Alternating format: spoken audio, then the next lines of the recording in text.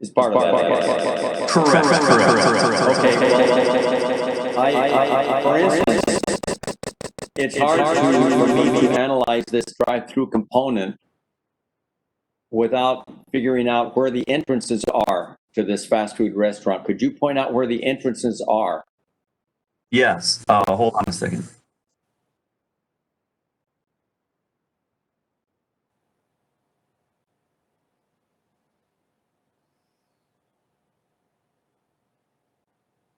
Because it certainly wasn't on any of the plans that I examined.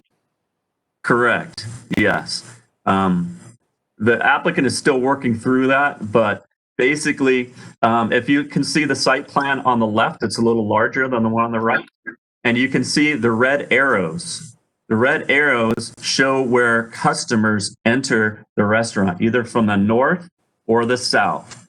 So the northern part of the restaurant is where dining happens and customer service as far as ordering. And then the southern part is where the entrance for the employees is. Well, what about the pedestrian access to the restaurant from the parking lot? Is that going to be a safe movement? Well, we did have this plan reviewed by Philip Nitolama, our traffic engineer, and he was in approval of this site plan. He had them add a lot of directional signage and things to help pedestrians and cars know where they need to be. But he did review it, and staff feels comfortable at this time. And where the yellow is the two walkways that people would enter and the property. The restaurant from either the south, from the lower part of the drawing where the walkway is, or the north where the yellow is, where the handicap stalls are. Okay, so if I drive to this restaurant and I want to eat on the patio, and I want to go inside to make an order, and I park my car right there by the number 23 over on the right-hand side of that left-hand diagram, by the number 23. In order to enter the restaurant, I'm going to have to walk across the parking lot, somehow maneuver. That entire blue line is a hedge, right? It's a big hedge of shrubs. Correct. A light green, yeah, or yeah, you could say it's blue. It's very light green to me, but yes. So I have to walk all the way down to the yellow line, which is a pedestrian crossway. Walk across or through the hedge, through two lines of cars waiting to order in the drive-through, and then follow the yellow around to one corner, a second corner, and a third corner, and then go in. Is that the way? Correct. And we do have this at other centers. A mini version of this, there's no drive-through, but over at Panera Bread, you do have to walk through, and there's kind of, you have to walk a certain way to avoid those shrubs, like you're saying. We're forcing, the way this is landscape-wise, is we're trying to force people to the south to get on that walkway to go into the building. Yeah, so that hedge is very thick. It's Texas privet. It's a type of plant that is very dense. Or they can walk directly onto the outdoor eating area. To the north, yes. To the north, okay. What about deliveries to the restaurant? Where are the delivery trucks going to park when they make their deliveries, and how do they gain access when they drop off everything, and at what hours? And will that conflict with the drive-through? Yes, I'm not aware of exactly where they're going to be parking the delivery trucks, but I do know they'll be off hours to the restaurant, but the applicant can expand exactly where that truck is going to line up. Okay. Now, if title transfers to this property after this is approved, is the new owner bound by all the conditions of approval? Yes. Okay.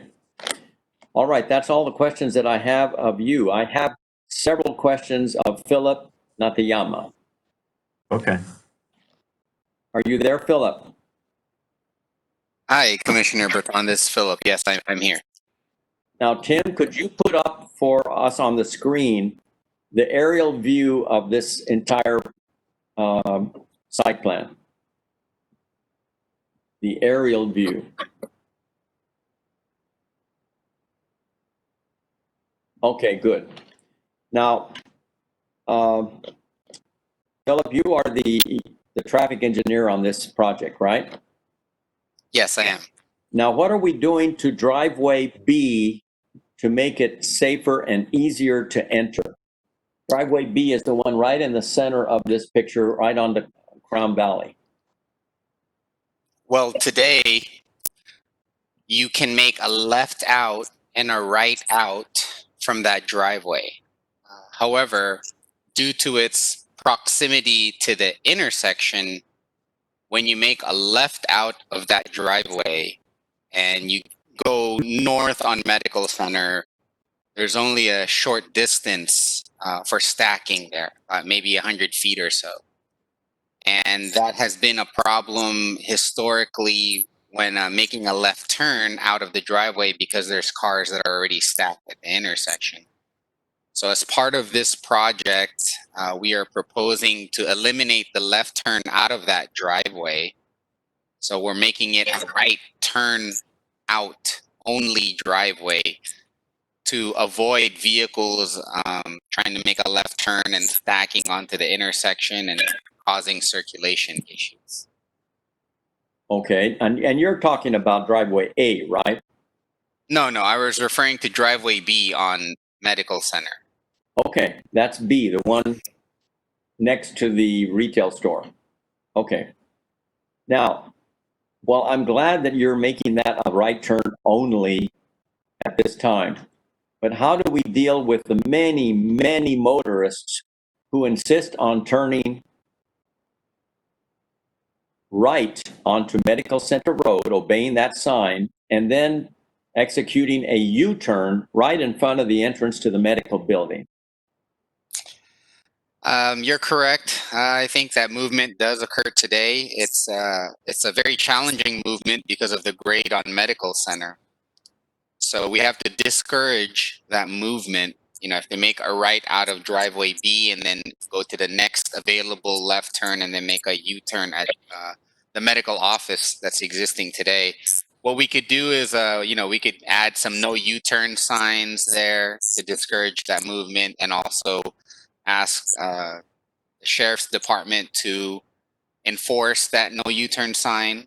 I think it's a learned behavior as a lot more customers get familiar with the new restriction on that driveway B, that you can't make a left out of there. At some point, they'll realize that if they want to go to Crown Valley, they'll have to go out of the Crown Valley Parkway driveway, which is driveway A, and then they'll either go east on Crown Valley or conduct a U-turn to go west on Crown Valley. So Okay. it's probably a learning process for everyone involved. And exactly what do we do there at the driveway itself, besides a sign that says right turn only? Do we have any striping or anything that that tells them on the pavement that this is a right turn only? I think you're referring to driveway B to Medical Center. Yes, that's correct. We're going to add pavement markings. It's going to be a right turn arrow, and then we're going to add a delineated median, which is just a chevron that looks like a triangle that guides the vehicle to make a right only. And then we're also going to have a sign right next to the stop sign that says right turn only on there. Well, I'm concerned about this because of the behavior of so many motorists over the years, and the fact that it's the approach made by ambulances, some of which are coming from farther away and really don't know how they're headed and where the entrance is to the hospital, and the speed of the traffic that's coming down Medical Center Road. It seems to me like it's rather dangerous to have anybody attempt a U-turn there or a left turn. Oh. Yes. Now, what are we going to do at the other driveway to make it safer and easier to enter from Crown Valley? I think maybe the civil engineer can respond, but I believe we're improving the existing driveways to our current commercial driveway standard, uh, which improves the turning radius. I could let the civil engineer respond to that question. Is that Mr. Schlesinger? Yes. Are you there, Rich? Yes, I'm here, Commissioner. Yeah, we can, when we get the grading plans, we can put that condition in there to upgrade that. If you look at that, at the topography around that driveway, Tim, could you point an arrow to that driveway? So we all know what we're talking about. The one on Crown Valley, the other one. Yeah, right there. If you look at the topography, if you're coming eastbound on Crown Valley, there's a curvature in the road there. And there's also a steep climb up in that driveway. It's a pretty high climb or berm. So that if people are coming down from the mall area or from the freeway, they suddenly come upon this driveway and it's almost hidden. In fact, when the applicant is trying to justify a higher monument sign, the applicant stated that the visibility is nearly impossible due to a bend in the road and the topography. And so many cars suddenly come and see that that driveway is there. They put on their brakes and then they try to enter a driveway that has a steep incline. And I don't know how they're going to avoid being rear-ended. Is there a wide enough apron in that driveway so that they can get in there quickly? We can certainly review that, and we can also have them chase it on site to reduce that grade. We've done that at a number of driveway entrances, like for example, the one on Alicia into that center there at the LA Fitness. So I had them chase the grade into the site, because we wanted those cars turning left turn into there. It was kind of a abrupt entrance there, and we wanted to smooth that out. So we actually chased it down site. And that's something we can handle it when we're reviewing the grading plans to make sure that the grades there, if there's a way to improve it, we can certainly look at improving that. Thank you. Now, Philip, right here at this driveway, for the people that turn right onto Crown Valley and then want to make a U-turn up at the intersection of Crown Valley with Medical Center Road, they have to drive across 4 lanes to get to that left turn pocket, correct? Yes, that's correct. And I think that there's queuing there. There's stacking of cars that are waiting to turn left. And I think that the traffic report says that it's just adequate, that there's room for, in what they've observed, there's about 8 feet left at the end of the queue for another car.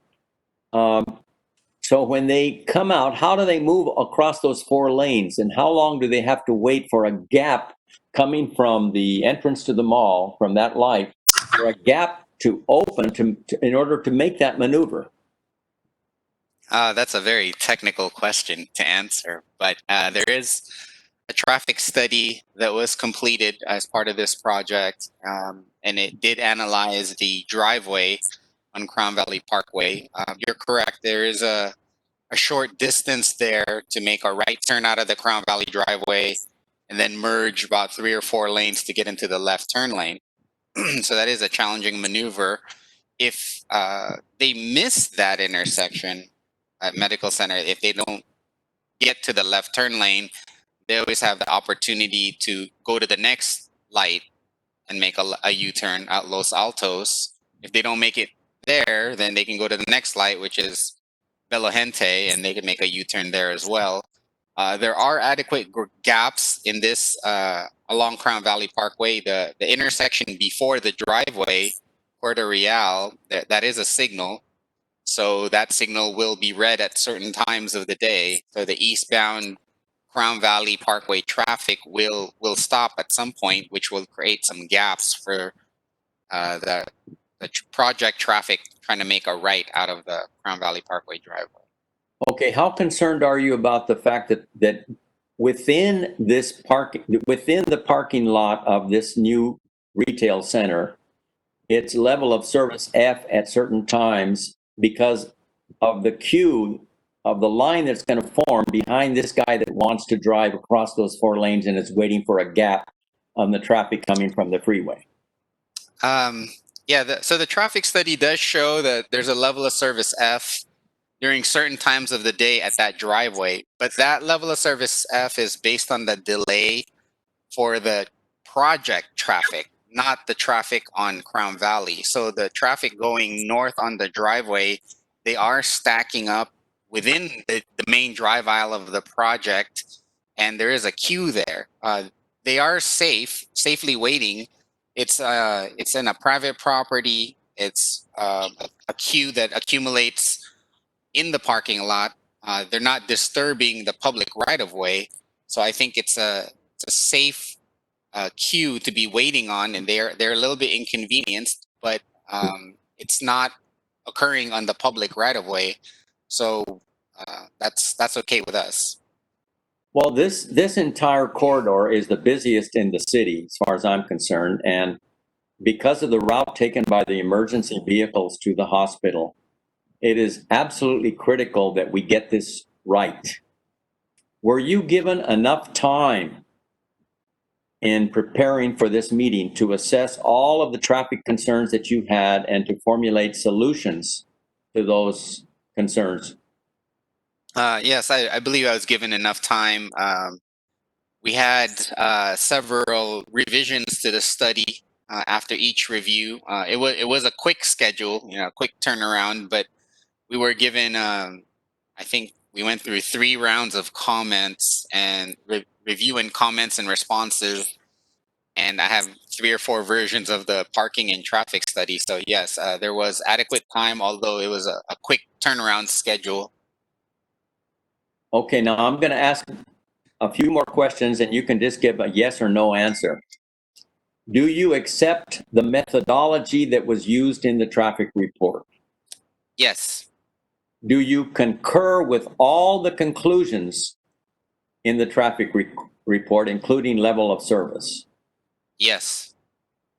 And given the lower traffic counts due to the pandemic and the reliance on old data, on unknown effects of the freeway widening, and the cumulative impacts from other projects in Mission Viejo and in Laguna Niguel, how confident are you that the data is accurate and that the projections are reliable? I'm very confident that this was the best estimate that we could make for this project. We analyzed historical traffic data in the past year, 2 years, 3 years, and there wasn't a huge change. And we used that data instead of taking counts during the COVID-19 pandemic, which are skewed. So we have the most conservative estimate included as part of the traffic study. Thank you. My last question, do you feel that we're cutting it kind of close regarding the sufficiency of the parking? They're short by 1 parking space, and so I think they're as close as they can get based on the physical restrictions on this site. And then if they are off on their parking estimates, we did add a condition of approval that allows us to monitor the parking even after this project is approved and is occupied. If we get to that point, what I'm saying is we have the ability to mitigate any parking concerns after the fact if the project is fully occupied and operational. So we have that safeguard in place. Well, would our traffic requirements, the city's traffic requirements, increase if we also counted the outside seating area in front of this retail grocery store and added those numbers to the parking requirement? Hey, Bob, after this question, would it be possible that we could get the applicant to Yes, talk? yes. Yeah, that's a good question, Commissioner Breton. There was some discussion with staff about the outdoor patio. I think I would like to let Director Lister perhaps address the outdoor patio for the retail center there. Maybe she can provide some more light on the discretion for the parking and the outdoor patio use. Thank you, Philip. Yes, I'd be more than happy to do that. I'm thinking maybe, Chairman, to keep things moving along, we might want to hear the applicant at this point.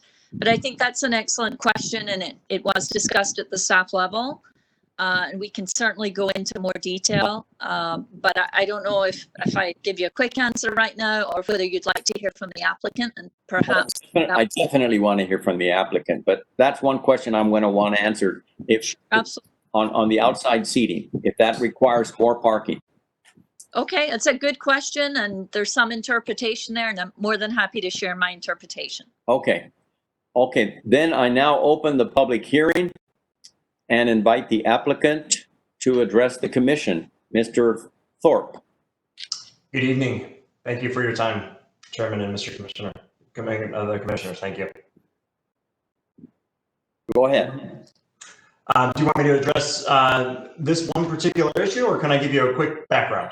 No, just make your normal, regular presentation. No problem. And then we can ask questions after you're through. Or if you have other consultants that you want to speak to address some of the issues that you've heard, you could do that. It's up to you.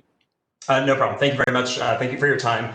On this call, I do have our consultant team. I have our architect, Jim Bickle with Bickle Group, our landscape architect, Jim Ridge with Ridge Landscape, our traffic engineer from Linscott Law and Greenspan, Kyle Maybury.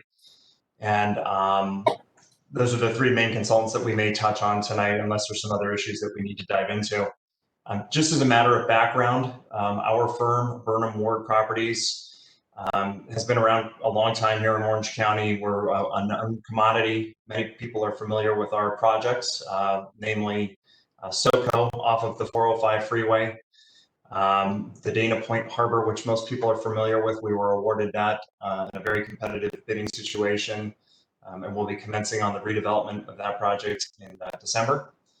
And beyond that, we've completed a handful of other developments, one in the city of Mission Viejo as well, on Marguerite Parkway at Avery back in 2004, in which I had the opportunity to work with Elaine and Keith and Rich and a whole other group. So they know how we behave.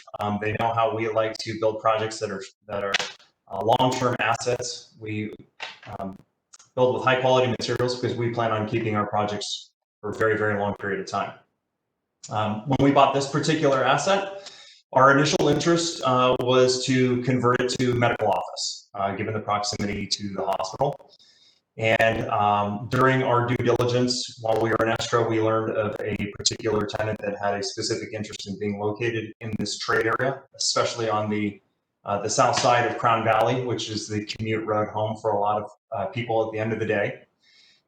We met with staff, all hands on deck meeting back in, it might have been late February or early March, to discuss the two opportunities we were looking at. And we were given a gentle nudge by staff to focus our effort and energy on maintaining retail in this corridor rather than jumping to another medical office use.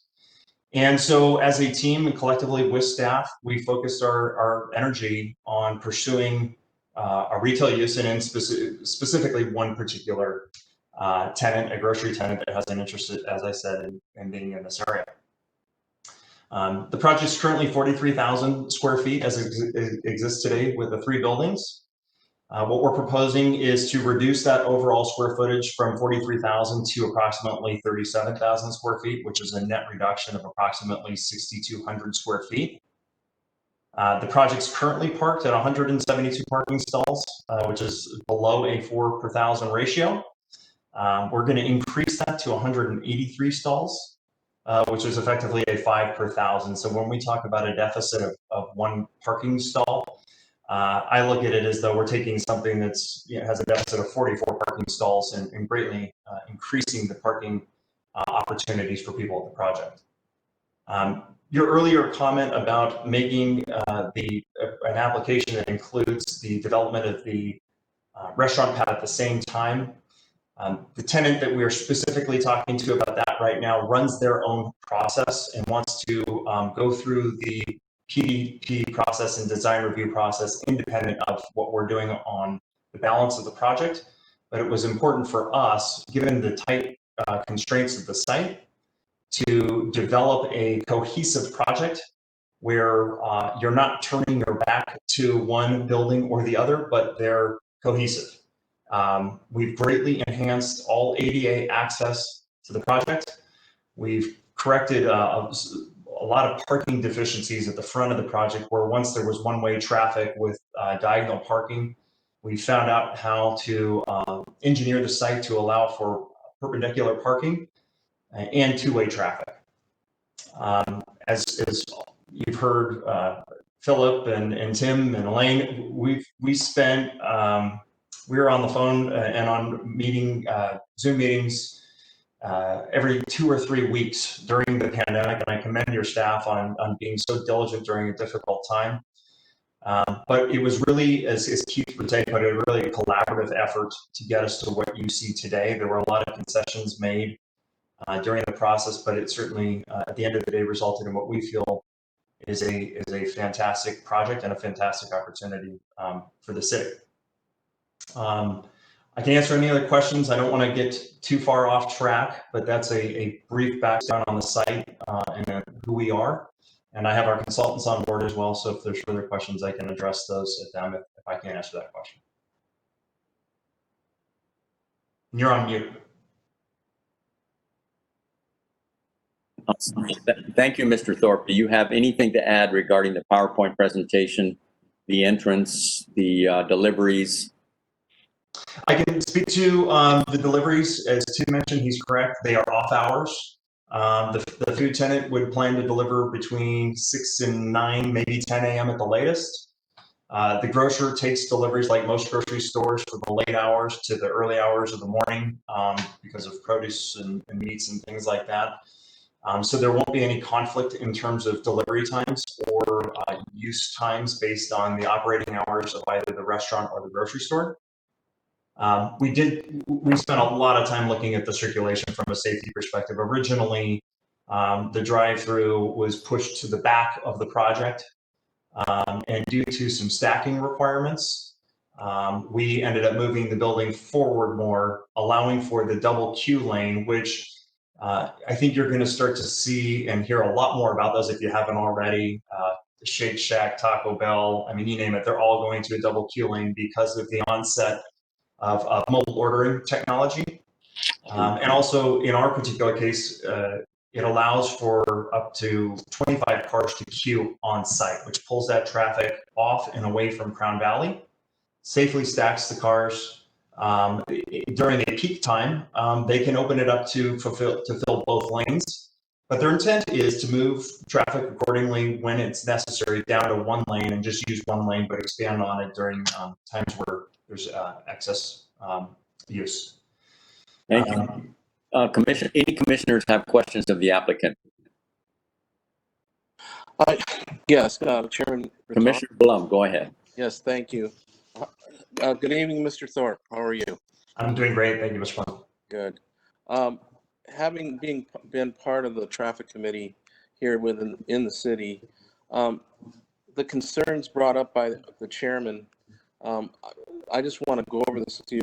As far as coming out the driveway on Medical Center, if it was restricted with a no U-turn at that first intersection, and move them up the road to do the U-turn, or if they have to go all the way to Avery Park or Marguerite Parkway, do you think that would be a problem for your project? No, I think it's a simple solution, and I think we'd be willing to work with staff to make sure the proper directional signage would be put on our property to assist with that. And likewise, would you, if necessary, and both Philip and Rich Schlesinger are listening, if there was restrictions needed maybe on Crown Valley Parkway to make it safer. I'm sure you'd be willing to look at that to make sure everybody's safe coming out of your projects, out of your project. Because, Yeah. at the end of the day, we have to keep our citizens and your shoppers safe. Absolutely, and we would be willing to work with staff on that. Okay, great. And then the other item is have the proximity of your site next to the mall. In order to fit that drive-through restaurant, is with the retaining walls there. Are you able to come up with a design for the retaining wall to not have to put the footings onto the mall ownership? Do you have a solution for that? Yes, we do. So at the back, they call it the south side elevation, where the truck deliveries are for the grocery and by the entrance for the drive-through. In order to accommodate additional parking, we basically pushed the retaining wall up to the property line. Okay. Due to soils conditions, the location of the property line, et cetera, we engaged soils technicians, we engaged civil engineers, and we've come up with a cantilevered soldier pile design that will allow us to accommodate that to help get more parking on our site and create a wall that will retain and last in perpetuity. So that means the footing would not encroach onto the neighbor's Correct. property. That's why it would be a cantilever wall. That's exactly right. Okay, as an engineer, I understand that. Okay, thank you. So, and then as far as the lagging that would go in between the cantilever soldier beams, that would be veneered or covered? How are you going to make that look good? Yeah, so what we would do is it would be reinforced rebar, number one. Number two, it would be waterproofed and properly drained on the hillside. And then it would be a smooth concrete finish would be applied. Potentially an integral color could be added, whether it's a brown or a beige, to make it go away in terms of its visibility. And then ultimately what we do is we have landscaping at the base of it, vines that would climb. We have trees planted at the back as well to help shield the retaining wall. Okay, great. Thank you, Mr. Thorpe. Thank you. No more questions, Chairman Baton.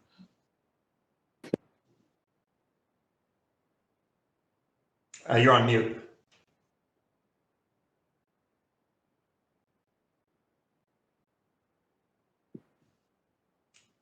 Okay, Vice Chairman Reese, can you hear me? Do you have any questions? I don't have questions of the applicant. I'll reserve that time when we speak amongst ourselves. Okay. And Commissioner Leckness, do you have any questions? No, not at this time. Commissioner Nauerhays? I do not. Okay. I have a few questions of you, sir. Okay. I have been going to this place for 50 years. And from the time it was a nail apron. Once the medical buildings came in, a lot of people have parked there.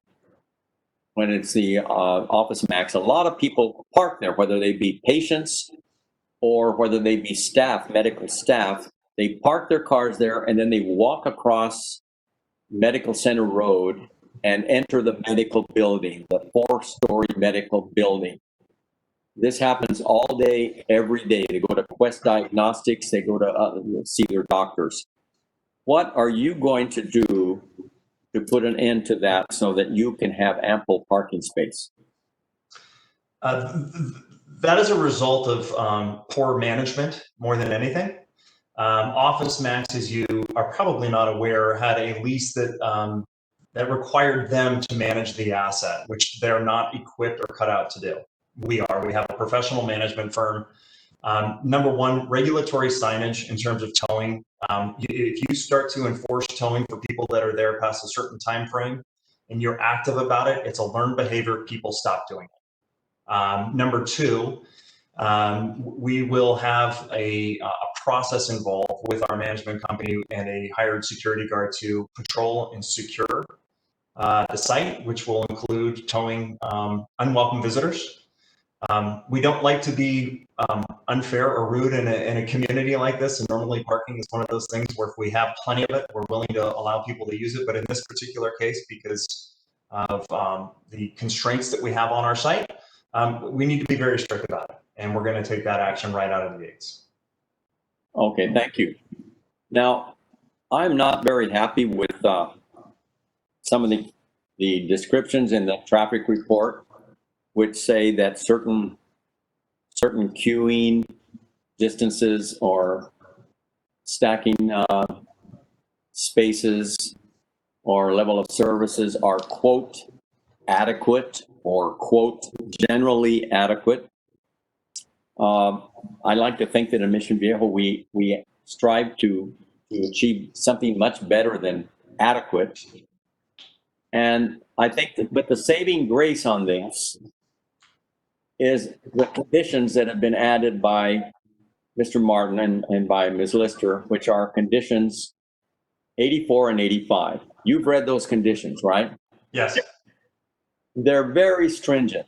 They provide that for 3 years, there's going to be a traffic study. I mean, a parking study done. And that if it exceeds 90% utilization, then you have to conduct mitigation measures to alleviate the parking impacts. And it will be presented to the traffic committee or to this commission for review and approval. You agree to abide by that for the next 3 years? We do. Pardon me? Yes, we do. Okay. And condition 85, which requires for the next 3 years an operational level of service intersection analysis and queuing analysis. And if that doesn't work out, then it's your responsibility to construct mitigation measures as determined by the Director of Public Works. And we define what those thresholds would be. Do you agree to abide by that condition? Yes, I do. Okay. And just one comment, I really hate that electric lime color. Mm-hmm. To me, it's garish, it's cheap looking, it's ugly, but as long as it can't be seen from Crown Valley, and as long as it's part of your company's, the tenant's company's brand, and can't be changed to another shade of green, I guess I can live with it. Any Okay. comments? I've read your letters, and it seems that the applicant is, the owner of the proposed tenant there is adamant about that shade of green and that brilliant, I guess it's called electric lime color. Is that correct? That is correct. Okay. Now, the last thing is, I'd like to ask you what you propose to do with regard to the retaining wall and changing condition 77. So it was touched on by Commissioner Blum. What we're asking for is rather than a poured in place or a cast in place wall or a block wall, it would be a cantilevered soldier pile system. Instead, that would allow us to come up to the property line. And as previously mentioned, it would be reinforced and then a shotcrete applied with a smooth finish that would include an integral color. So, are you proposing that we delete that entirely or that we reword it? Just reword it and take out the discussion regarding the two, let me just see here, sorry, 77. Masonry and poured in place. Yeah, so instead of that, instead of masonry wall or poured in place concrete, it would be a cantilevered soldier pile wall. Okay. Thank you. Are there any further questions of the applicant or of any of his consultants? Okay, thank you, sir. You will have time for rebuttal at the conclusion of the public comment. Okay, and if I had a couple questions or comments regarding other conditions of approval, there's 3 small issues that I wanted to touch on. Would that be done later as well? No, do it now. Okay, I'm going to turn the floor over then real quickly to our traffic consultant, Kyle Mayberry, who can hopefully come off and mute real quick and discuss condition 84, which deals with the condition that we were just talking about. One little nuance to that we wanted to address. The one that I just read part of. Yes. Okay. Go ahead, Mr. Mayberry. Hi, good evening, Commissioner. Thank you very much. I'm actually out of the country, so the video it's not very good. So I'm just going to go audio only. So, Steve, correct me. Which condition are you referring to? I'm sorry. Yeah. This is for the 90% utilization on the hourly basis. Yeah. So, as part of the survey requirement that Philip spoke to, yes, the normal kind of ITE talks about 90% as a goal. When you talk about providing supply versus demand. Our only concern with having to mitigate the 90% condition is that theoretically with 184 spaces, if the counts came out that you had 16 or 15 or 16 or 17 vacant spaces still during the peak condition, you'd be in the 91% occupancy. And in our opinion, 16 spaces of vacancy would not really warrant any kind of mitigation. So our thought was either 95%, which would equate to about 10 spaces, or that the 90% criteria would have to be exceeded during, a minimum of 2 hours. That way you wouldn't really be mitigating only 1 hour where you could have as many as 10. But if you got over 95%, you certainly would have something mitigated. So our recommendation would be the condition would be modified to 90% utilization for a minimum of 2 hours during the studies, or any hour that exceeded 95%. So that just leaves a situation where you don't have to make mitigation for 1 hour when you're, at the 15% vacancy, not 15 spaces potentially. You can elaborate, Steve, on that too. All right. Any other comment? Any other change to that? 84. Nothing on that particular condition. No, I don't. Mr. Thorpe, go ahead with your other comment then.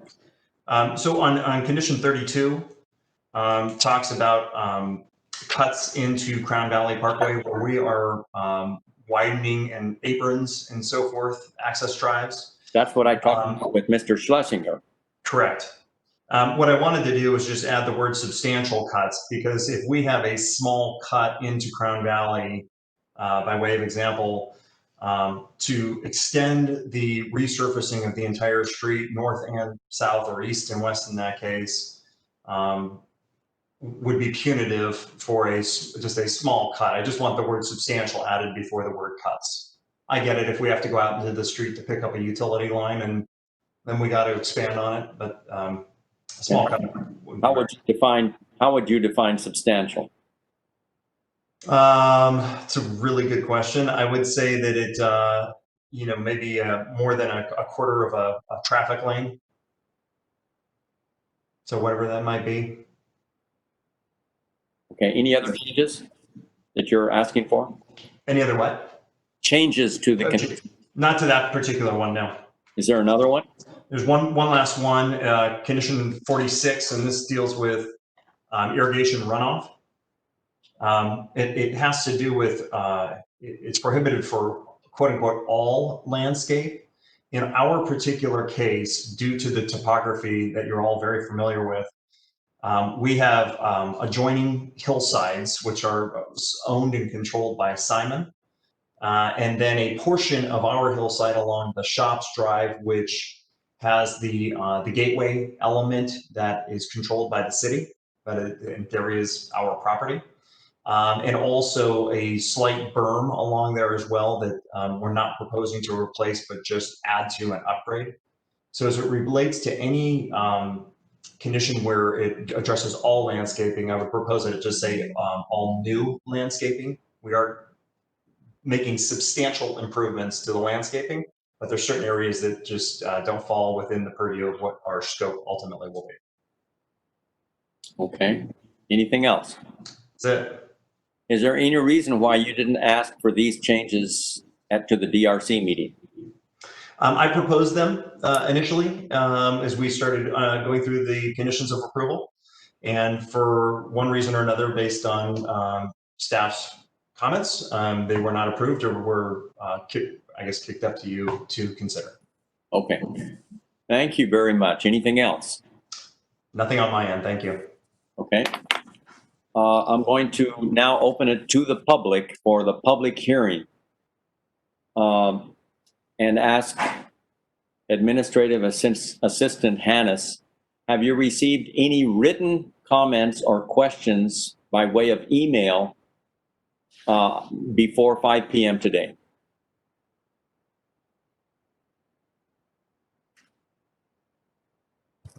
No, I have no calls. All right. Could you please repeat the telephone number that the people who have been listening to this at home could dial right now if they wanted to speak to the commission? Yes, the number to call is 470-8464. Do we have anybody in the queue right now? There is no one in the queue. Okay. While we wait to see if, I'm going to keep the public hearing open to see if someone calls it within the next 5 minutes. In the meantime, I would like staff to speak to these 3 suggested changes to the conditions. Philip, if you could speak to the change to the condition on the 90% utilization on parking spaces. Hi, Commissioner. Yes, for condition 84, I'm okay with adding the statement for a minimum of 2 hours. So the condition should read that it's a 90% utilization for a minimum of 2 hours. I'm okay with that language. When you get to the 95th percentile, you're going to have circulation issues in the parking lot because cars are going to be driving around and around trying to look for a parking space. So I think we should hold the line at 90% utilization, and you could add for a minimum of 2 hours. That's okay. Okay.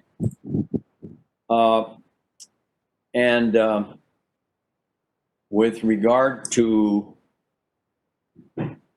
condition 11, Mr. Schlesinger, changing any, that it not state cuts and it's that substantial cuts. I don't have an objection to changing that as long as it's worded as substantial cuts as determined by the city engineer. We are reasonable people and we don't want to require all the repaving out there. So with that caveat, I'm fine with that change. Okay. And Director Lister, are you comfortable with the change in the request regarding landscaping, to change all landscaping to all new landscaping? You know, I'm just not clear on that. Tim, I would like to ask Tim who that condition came from, if it was a public. I can comment on that. That came from us. And where that's coming from is the city has a permit from the San Diego Regional Water Quality Control Board that requires us to prohibit all irrigation runoff. It's not practical in the world to do that, but what they do is if they audit our program and they audit our conditions, and if they read the conditions and they feel we're not applying it, they hold us in violation of our permit. For example, all irrigation runoff is prohibited in the city from single-family homes, but anybody that drives around the neighborhood in early morning will see runoff everywhere. And we tried to bring that up to the regional board. They said, we're not going to change it. If you give any indication that you're not enforcing that properly, we'll hold you in violation of your permit. So we're very careful with the wording of our conditions to stay in compliance with our Regional Water Quality Control Board permit. Could we change it simply to say all landscaping that is controlled by the applicant? We can make that change. Would that work? Because I think the applicant is saying that if the sprinkler system is on a portion of the slope is controlled by Simon over at the mall, it's unfair to ask them to go out there and turn it off. Mr. Schlesinger, you understand what I'm asking? That's acceptable to me if it's acceptable to the applicant. So that would be all landscaping that is controlled by the applicant. Okay. And I forgot, what was it with regard to condition 32 that we were looking at? Can anybody help me on that? Chairman, Commissioner. That was the condition that had to do with the substantial cuts. That was 32. What is 11 then? What is condition 11? That was from the CUP. That's a different resolution. Okay, right. Now, Ms. Hannes, have we received any phone calls? No, we have not. Now, when we put this item on the agenda, did it include the phone number on the agenda itself? Yes. So am I safe in assuming, Mr. Harper, that if no one has called up until this point, that they were given at least fair notice and opportunity to pose questions via the telephone? I can't hear you.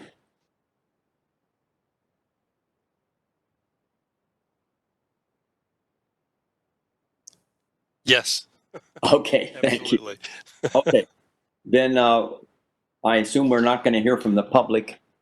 And I would like to go back to the applicant then, before we close the public hearing. Mr. Thorpe, you've heard our staff's response to your requests regarding each one of these 4 minor changes to, or 3 minor changes to the conditions 84, 32, and 46. Are you satisfied with those, and can you abide by those? Yes. Okay. And just to confirm, 77, if there were 4, 77 was the retaining wall? That's the retaining wall, and that's one that we're going to have to decide as a commission. Okay. Okay. Then you have anything else to add, Mr. Thorpe? Anything on behalf of the applicant? I do not at this time.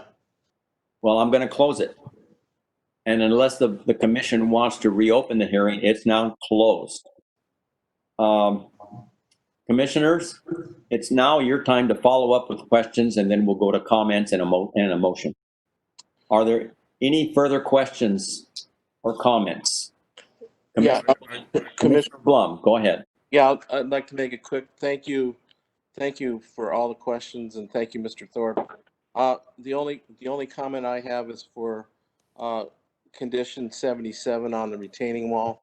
If we were to bring Mr. Thorpe back on, if they don't do that type of construction on the retaining wall, it'd be very difficult.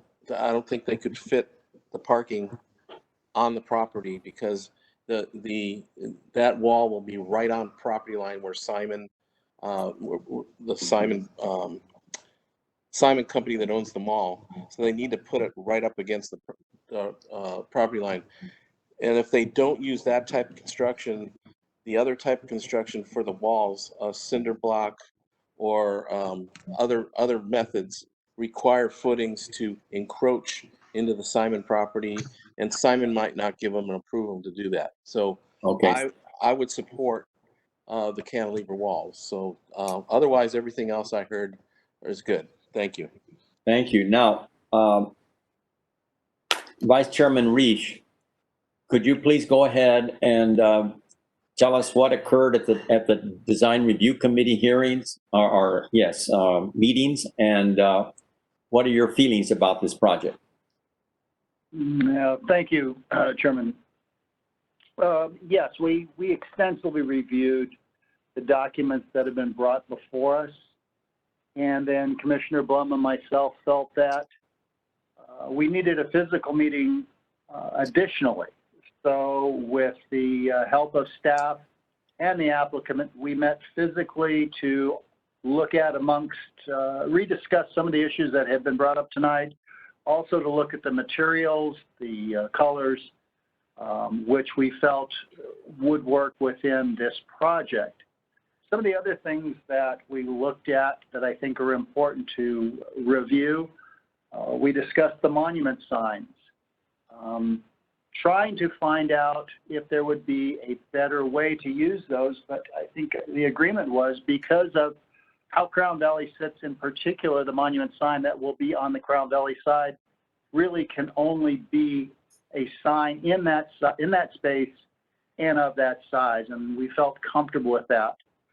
Additionally, if you're looking at the overview of that development, something else that we alluded to, but I think it's important for the commissioners to think about, we had talked, Commissioner Blum and I specifically, about how the delivery trucks would come into the facility, coming in through the medical center side, but how do they get out? And the trucks will go out through the Crown Valley side. The concern there being, of course, we know Crown Valley is a very busy thoroughfare, but that was mitigated by the applicant. If we look, the Shops Boulevard, which is just west of this entrance, is there. So if that light goes on, they should be able to access and or to be able to leave the facility in a safe manner. And I think we felt that that was reasonable. I know we also were concerned about parking, and we've mentioned this many times. Something that I did not hear tonight, but the applicant brought to us were two issues. One, the food facility with the dual lines, the way that the traffic comes in, the study they showed us seemed to indicate that they'll be able to get up to 20% more vehicles in a very timely fashion. So that should certainly help part of the parking for the food facility, and that people will simply be able to pick up and go.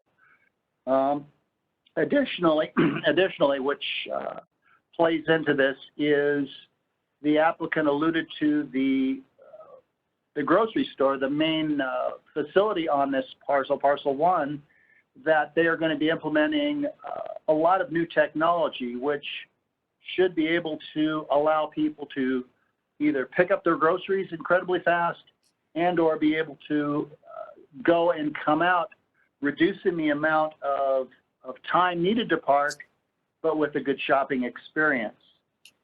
Along with that, of course, when we're talking about delivery times, they had explained to us that particularly there was some concern about where the food facility we delivered, the truck at off hours would pull up next to the building, apparently in one of those 2 lanes, and be able to drop off the food or the supplies necessary and leave, again, exiting through Crown Valley. I think with that vetting, we felt pretty comfortable with this project. Certainly, Commissioner Blum, you're more than welcome to agree, or if you have other concerns, please voice them. Thank you. Thank you very much. Commissioner Blum, anything to add? No, Commissioner Reese summed it up well. We went through an extensive couple meetings, and a lot of the items that were brought up tonight by yourself and other people were covered. So the applicant did a good job in responding. Staff did a very good job. With regards to parking, again, Commissioner Reese hit it on the nail. The shared parking going back and forth, if you read the parking report, again, it's theoretical, as you mentioned, Chairman Breton. It's theoretical. I've done those studies, but the 5 per thousand feet is very conservative, and I know our staff is conservative when it comes to parking. They're very acute on when it comes to parking. So I'm comfortable with the parking, and the conditions that were put on the applicant really cover us. So, and then one last item for that retaining wall, we might all 5 of us might consider conditioning the wall to be to condition the face of the wall to look as we like here in Mission Viejo. So the type of won't matter. Just condition the completion of the wall to meet our standards. So with that's all I have, Chairman. I don't understand. Well, what it is, the cinder block walls or the other type of construction that would be built there, number one, would have to be set back from the property line, and there would be different construction methods to get what we want. This cantilever wall can be conditioned to meet our city standard as far as aesthetics. So I think that could be included. So All right, so that would be then to be reviewed and approved by the assistant city manager. yes, Okay. that's all I have. Great. Now, Commissioner Nauer Hayes, do you have any comments or questions? Are you okay with the changes in the conditions? Do you have any concerns? No, I mean, I think the traffic things, I think will work out. Once we get the tenants in there, we may have to react to some of the things that we just can't anticipate off of the theoretical study. But I think with our staff and everything, we'll, cross that bridge when we get to it. I'm excited to have something in that center. It's an armpit. So this is such an improvement, and I know which way I'm going on it for sure. Okay, That's all I have. thank you. Commissioner Leknes, any questions or comments? Can't hear you, Dave. The substantial cut that could be like a quarter of a lane, I'm sure I don't understand that, but they don't mean that they're gonna cut into Crown Valley and reduce Crown Valley. Is that right? I mean, I'm not understanding that. I'm sure. Are you asking, okay, Mr. Schlesinger, what do you mean, how do you interpret that? Is that something that would be greater than a fourth of a lane? What typically happens is when a developer comes in, he needs, for example, to do a water tie-in in the street, and he'll have to do a trench cut, say 3 feet wide. And then typically what happens is, well, they need to do a water line tie-in here, then 10 feet over, they need to tie in a sewer line, then a few feet over, they need to tie in gas. And before you know it, the street looks like Swiss cheese with patches everywhere. So typically what we do is if they do a substantial number of cuts into the street, we make them grind down that entire area as a rectangular area, 1.5 inches deep, and put in a new asphalt overlay. That's what that condition's pertaining to. And as you voiced it, the condition would be to change, would refer to cuts, changing that to substantial cuts as determined by the city engineer. That is correct. Okay, Dave, can you? Okay. No, now I get it. I understand. I like it. Thank you. No other questions. All right, thank you. If I don't hear any other questions, is there a motion to, and these are several, a resolution with several components, so is there a motion to approve the entire resolution next in order, including modifications as discussed tonight to conditions 46 regarding the irrigation runoff,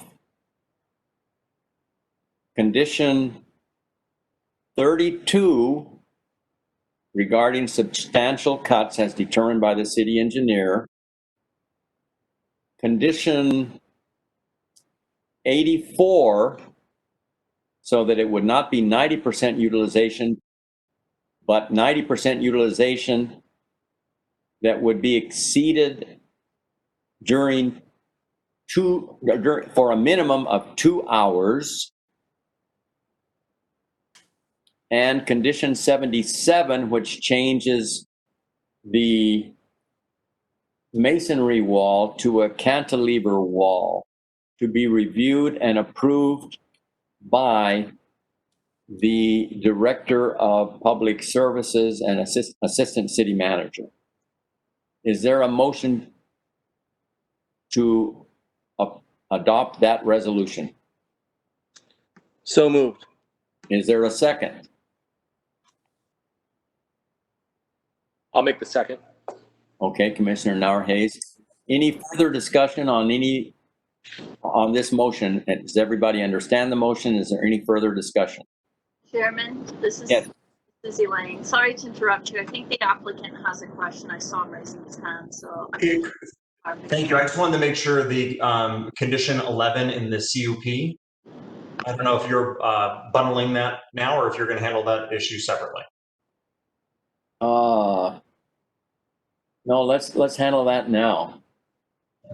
Thank you. And that condition,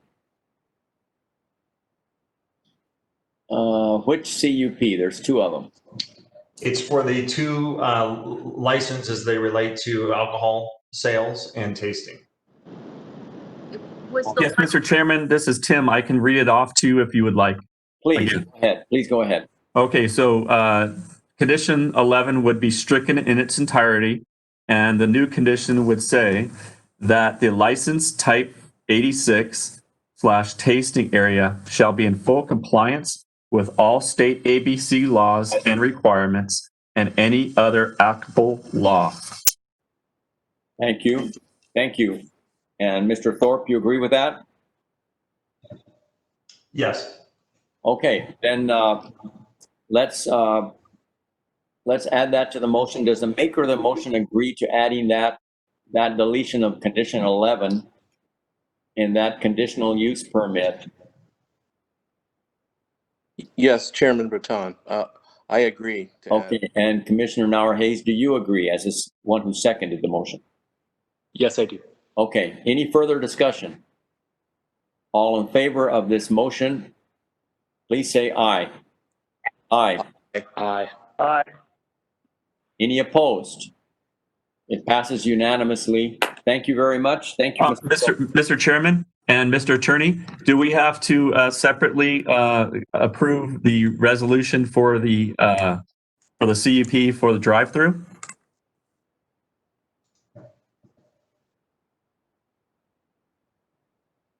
That's all part of the Sorry, I keep forgetting to unmute. They didn't teach us how to do this stuff in law school, did they, Bob? I know. Yeah. Yes, you should have a separate motion as to the CUP. Okay. The CUP regarding the drive-through, right? Yes.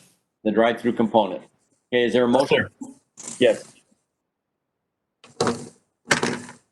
Does anyone move adoption of that resolution regarding the drive-through CUP?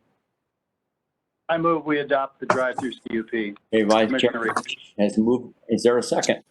Yeah. Who seconds? Right. Yes.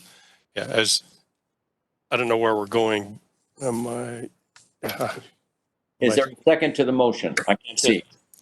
Second it. I'm second. Okay, okay, Commissioner Blunt seconded.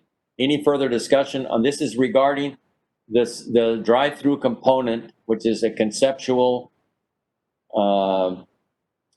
We don't have the applicant before us as far as the actual tenant there, but this is approving that concept, that component. Any further discussion? Any opposition to this motion? Hearing none, it passes unanimously. And Mr. Martin, is that sufficient? Does that suffice? Yes, sir. And thank you for all the commissioners' help. Thank you. Okay, then let's move to agenda item number 4. Thank you, everybody. Thank you. Good luck. Thank you. Director Lister, do you have a staff report on the moving of all this dirt? Yes, I do. Good evening, commissioners.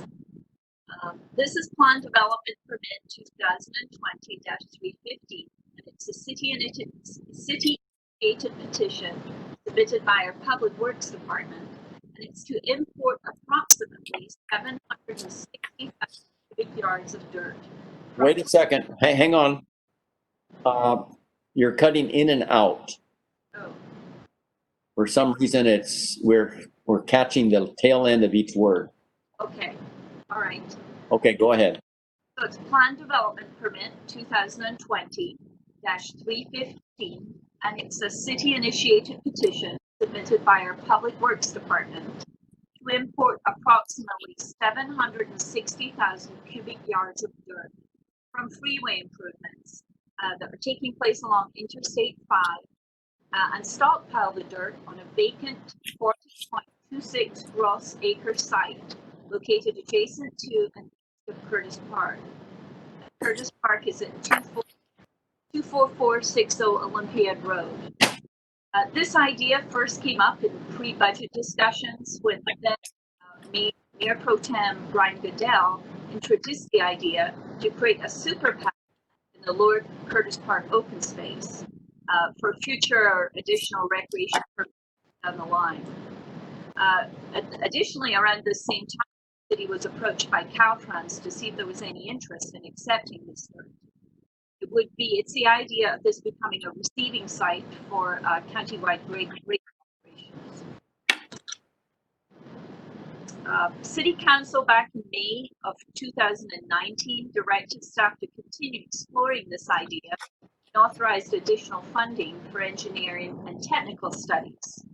A key step in the process was to prepare an environmental document as required by the California Environmental Quality Act, and that is what is before you this evening.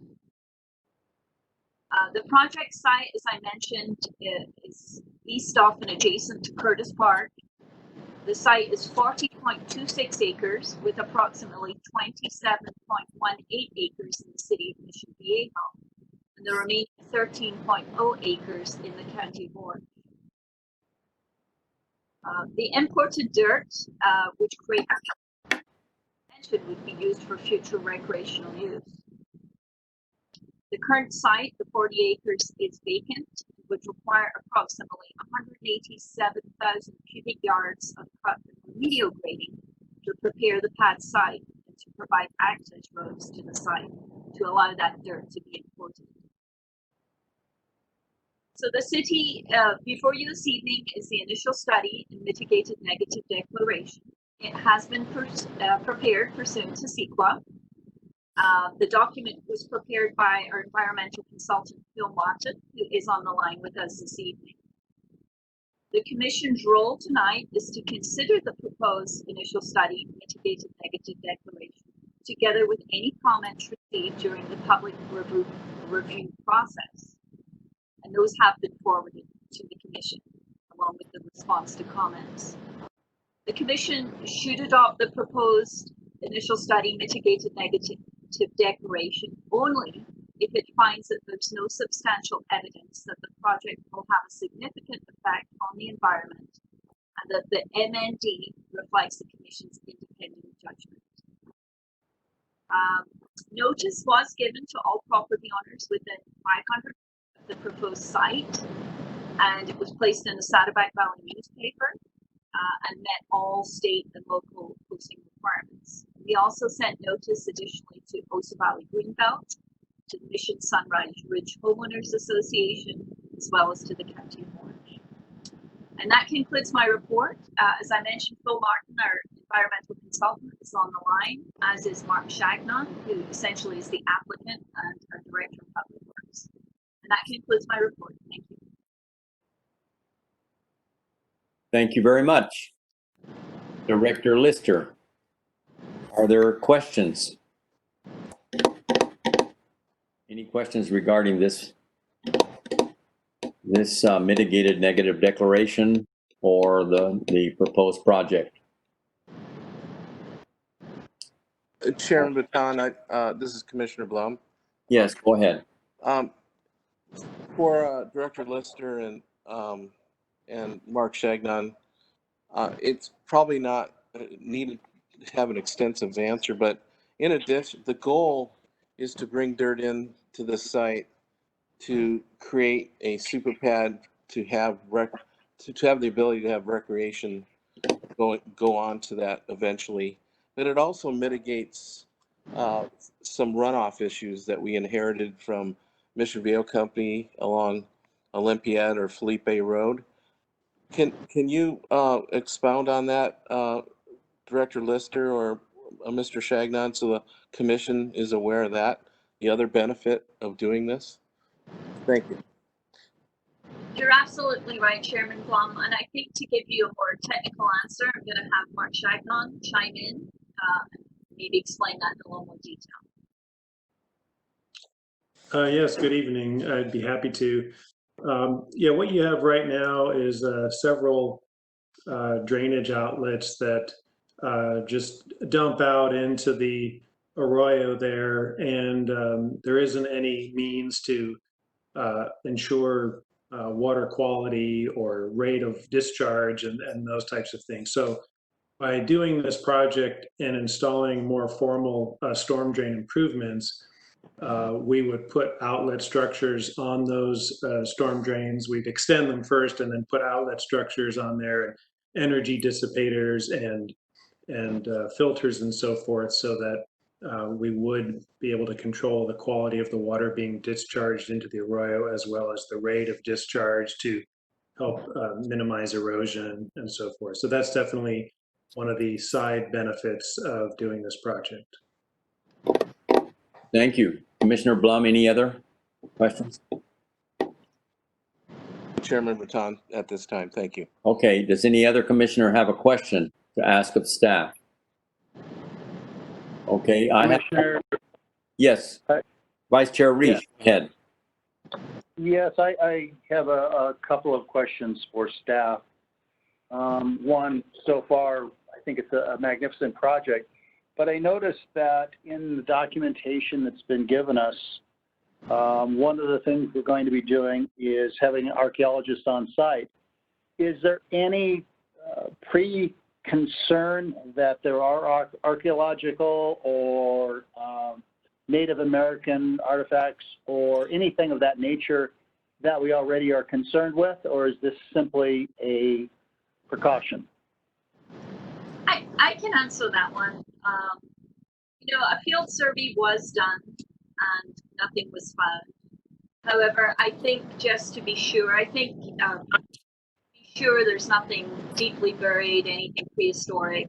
It's a fairly standard condition, and it's just to make sure everything is in order. Okay. Also, as I've seen it noted in the documentation, traffic still concerns me, and I'm wondering if it appears we could have up to 20 trucks a day. Have we any experience with a project similar to this, or any city close to us that we might be able to draw upon for some, knowledge of what happens with noise, et cetera, during that period of time?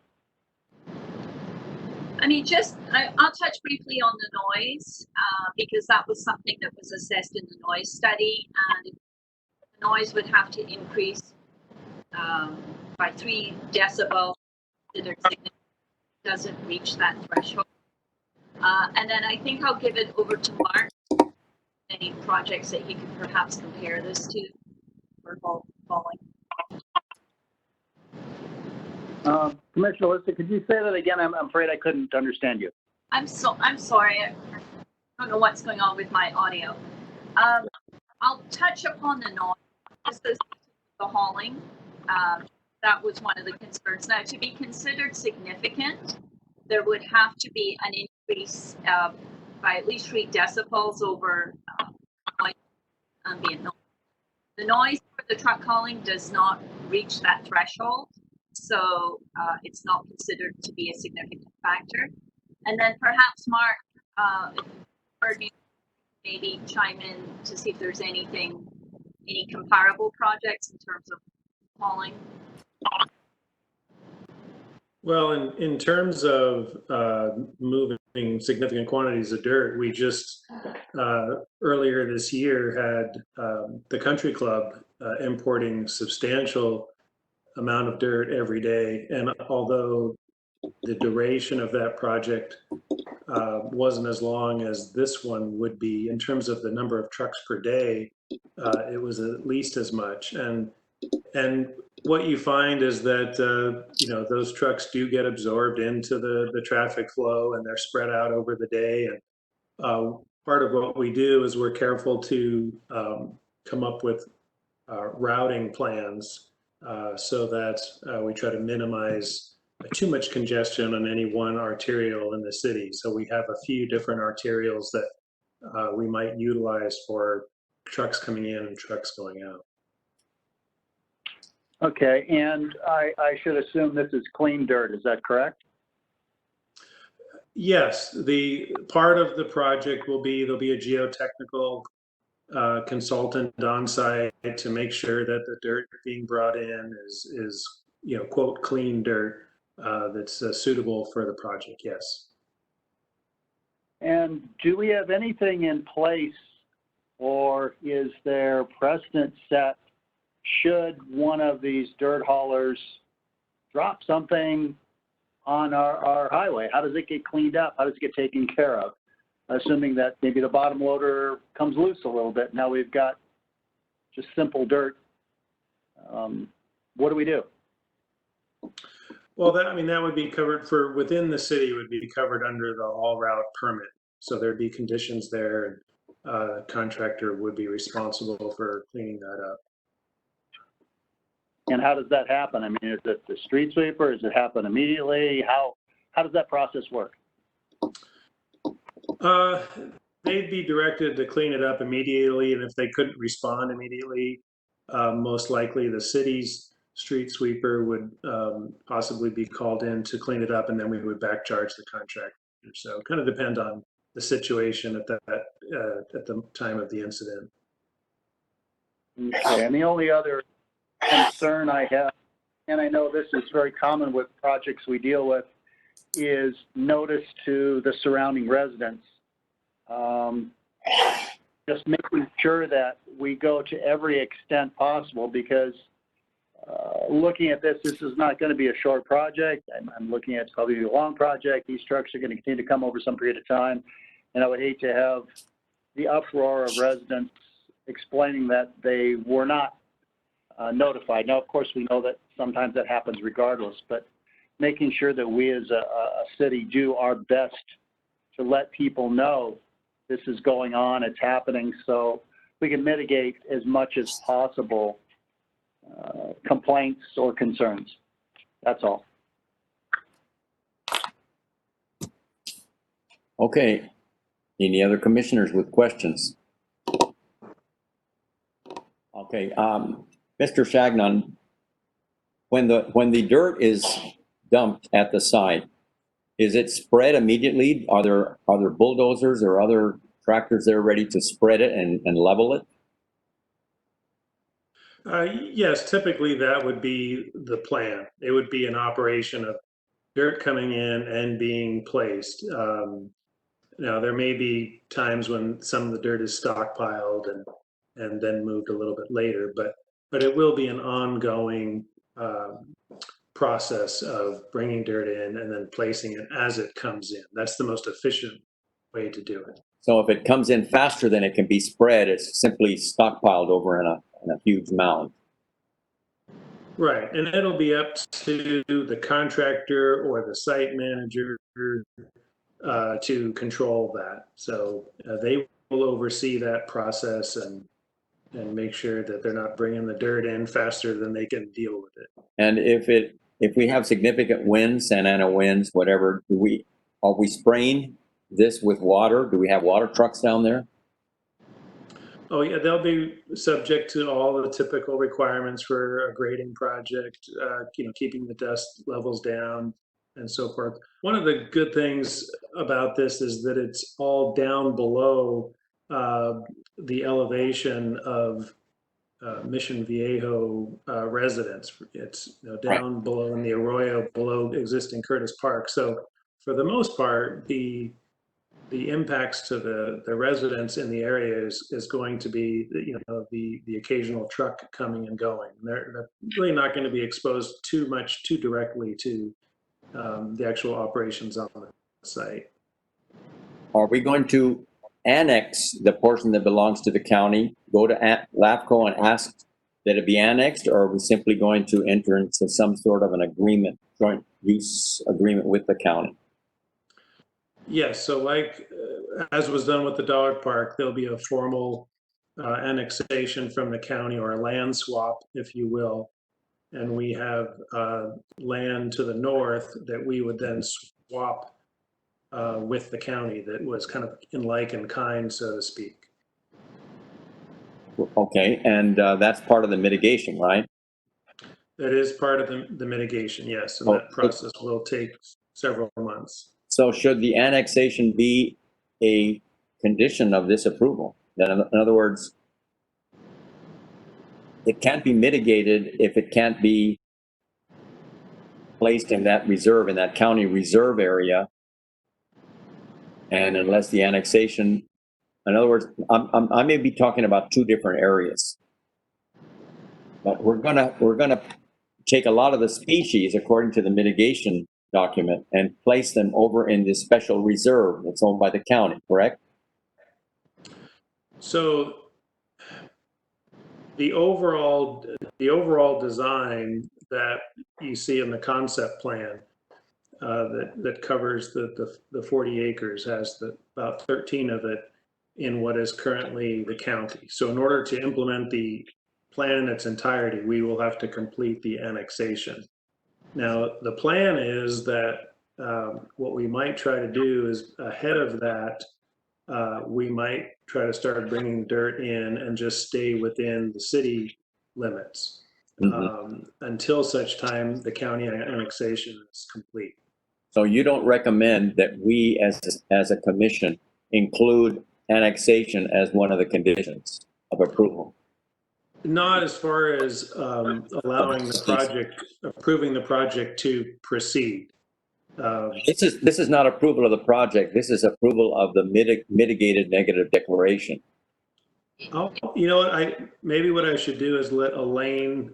I don't want to get into the technicalities of the MND in terms of the county annexation. So maybe Elaine's better qualified to address that. But Point out that we have a condition in there. We can't hear you, Elaine. You can't hear me? Now we can. Oh, I don't know what's going on with my audio. I'll closer. If you look, and I do want to point out that this was uploaded into the packet. There was a resolution, so you actually only got one page. So right between 4 and 5 p.m., I sent you the correct resolution asked to act upon this evening. And condition number 2 of that resolution does address annexation. I see. There's different ways to do it. It could be done by an easement, it could be done by an agreement. So I've just suggested the off chance that go the annexation route. Just Okay. cover it. I don't want to say that. Okay. Just to follow up on that, commissioners, if you didn't have a chance to look at it, we were missing 2 pages of the resolution in our packet. And she has sent to us an updated resolution that was sent this afternoon, which includes all the pages of the resolution, not just 3 of them. It includes 5 pages of the resolution. So that's what she's referring to. And that now includes the one that was referred to before, which is the having a paleontologist on site to monitor. Okay, one last question, Mr. Chagnon, Director Chagnon. Is there any compaction that's going to be taking place? Oh, yeah, most definitely. In fact, prior to any dirt being brought in, there'll be an over excavation and recompaction of the existing soil out there to prepare it for the import. And that'll all be covered in the geotechnical report that will be part of the contract documents, and all those requirements will be incorporated. And I have not witnessed compaction. Does that cause environmental have environmental effects on noise or dust or air? Well, I mean, it's as you're placing the dirt, you're running the heavy equipment over it as you place it in layers. Usually it's about 6 inches or so, and you're running the dozers over it as it's placed, so you're getting the compaction. So it's just typical spreading of the dirt and then tracking with the heavy equipment. And your geotechs out there taking tests as these lifts are being installed and layered, if you will. Thank you. Vice Chairman Reish, get ready to take over. I just got a notice that my battery is, my Mac is going to sleep unless I plug it into a power outlet. So get ready to take over in case. Are there any further discussion? Is there a motion to approve the recommended action?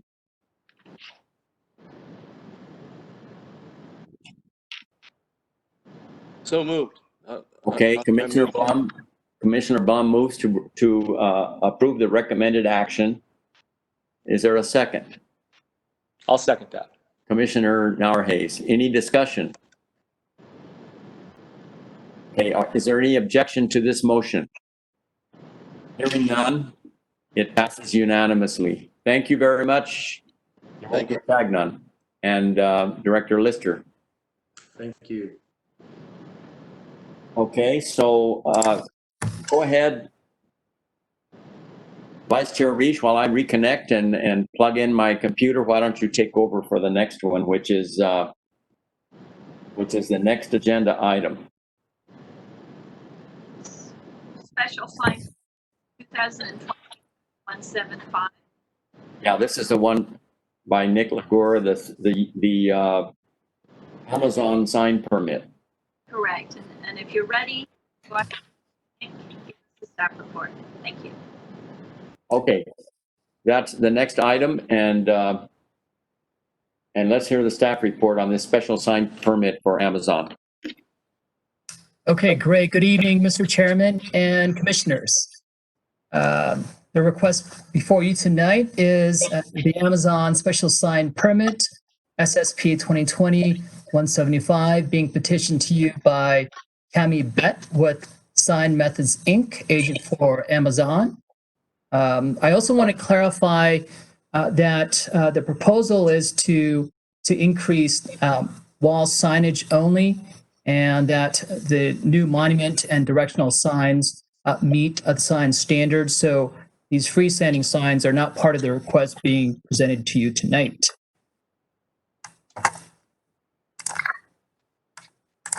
Bear with me while I display some information on the screen. Can you all see the information being displayed on the screen?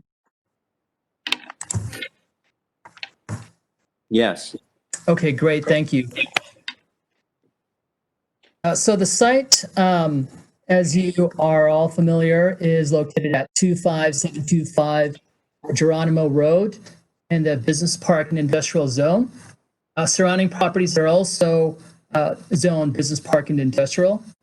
The site was developed, or the site is currently developed with an approximately 311,000 square foot tilt-up building, which was approved under the County of Orange, and constructed. The building was constructed in 1970, prior to cityhood. The site was previously occupied by RV Storage Depot, an indoor and outdoor recreational RV or an RV storage facility through conditional use permit CUP 2011-309, which was approved by the commission in 2012. And prior to that, the RV Depot was the site, or was home to Unisys Corporation, an information and technology services company, for numerous years. The four wall signs are identified on the site plan above you or before you. They're all four individual channel letter signs. The first Amazon delivery illuminated sign on the west elevation, which faces the street, is proposed at 200 square feet. The second Amazon signed on the east elevation behind the building is proposed at 110 square feet. And two other signs, signs 3 and 4, which are non-illuminated, approximately 35 square feet. Now, all in total, Amazon is proposing 345 square feet in signage, again, which is in excess of what the code would otherwise permit at a maximum of 100 square feet. The next slide is slide or exhibit or sign 1, which is the 200 square foot Amazon delivery sign. The exhibit also shows the entire 650-foot building frontage for perspective. And as you can see at the very top right of that image there, the Amazon sign, while 200 square feet is a relatively large sign, it is properly sized. Sign 2 behind the building is the Amazon Hub sign. And this exhibit also shows the 650-foot building frontage for a perspective of the large building frontage relative to the sign being proposed. And again, this sign is is at 110 square feet in size. And signs 3 and 4, last non-illuminated signs, also on the east elevation on the backside of the building. Again, approximately 35 square feet in size in all. And again, with a total of 345 square feet of all signs, all illuminated and non-illuminated signs. Due to the size of the building, again, 311,000 square feet, staff feels that the proposed signage in excess of 300 square feet is appropriate.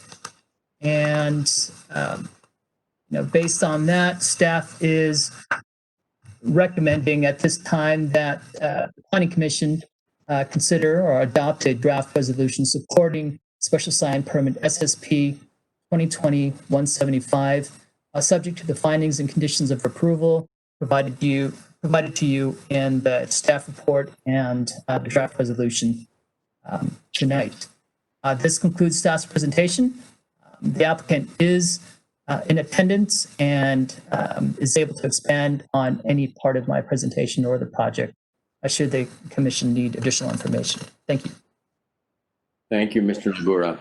Are there any questions of staff? Okay. I have a question. You say that the staff finds it, I forget the word you use, like appropriate or acceptable or whatever, the sign, the increase in sign. I forget the word you use. Right. That's correct. It's appropriate. Appropriate. So what do you base, like it sounds like it's a lot larger than we normally allow. So how do you come up with that as appropriate? That's correct. As I said, that the code currently caps wall signage to 100 square feet. And certainly the code also provides the commission the discretion to approve these requests. Staff based our decision on the signs being appropriate in size due to the overall size of this building. Again, the building frontage for the new Amazon facility is 650 feet in width. The commission not too long ago approved just next door at the Target Center an excess of approximately 245 square feet of signage as well. And that building is less than half of the Amazon facility. So we've made that comparison, or we've looked at other facilities that the commission had approved. And overall, again, and if I can go back a slide or two, it's the sheer size of the building, the scale of the building was the main reason why staff made that determination that the proposed 345 square feet of new wall signage was an appropriate amount of signage for this for this property. Chairman Tom, this is Commissioner Blum. One Mr. moment, Lagura, please. can Now, you? one moment, please. Commissioner Leckness, did you want to follow up on that? No, thank you. Okay. Commissioner Blum, go ahead. No, I was just gonna have Mr. Lagura explain to Commissioner Leckness, because we have the benefit of the DRC and when we reviewed this, but point out the length of the building. That's 650 feet long. So when we looked at it, Commissioner Leckness, that it was appropriate for the extra square footage because of how big this building is, and it'll get diluted with how big that is. If you want to explain that, Mr. Lagura, that was one of our concerns also at DRC. So No, I'm please. okay. I understand. No, Okay. sorry. You don't need to explain it. Thank you. Okay. Any other commissioner questions of staff?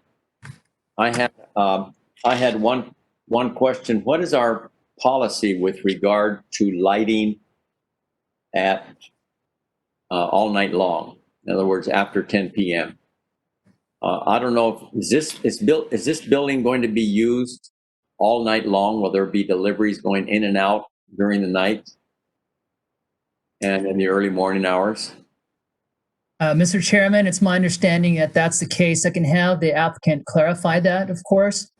And I should also mention, or just remind the commission, that we do have a condition of approval in your draft resolution should lighting become an issue, or illumination become an issue for the new signs.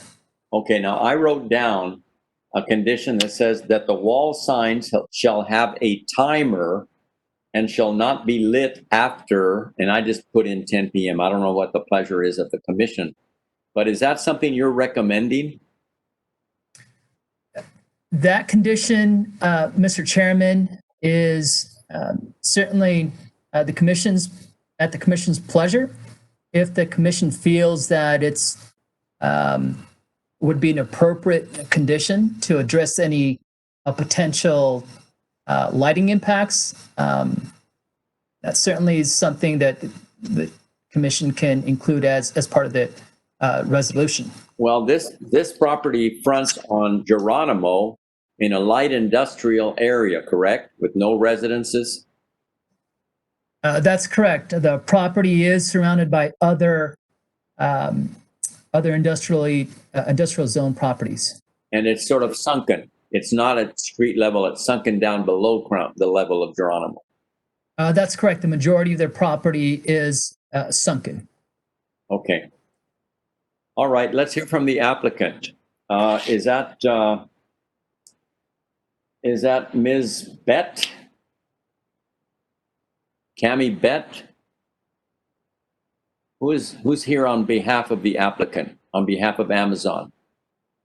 Mr. Chairman, Ms. Cami Bett is here on behalf of Amazon. Hopefully she's still here. She was on earlier. I'll try to contact her. Okay, as I look over on the right-hand side, I don't see her name, but I see two phone numbers. Hello, I'm here. Can you hear me? Oh, now we can, yes. Hello. Yes, Oh, yes. hi there. I'm like, I'm here. Okay. Hi there. This is Cami on behalf of Amazon. How are you this evening? Fine, thank you. Go ahead. Excellent. If you had any questions for me, I'd be more than happy to answer those. I think you guys addressed I know you were talking about the lighting issues. I was going to mention that the property is kind of sunk in, but you've already touched on that. And I'm open to questions if you have any questions for me.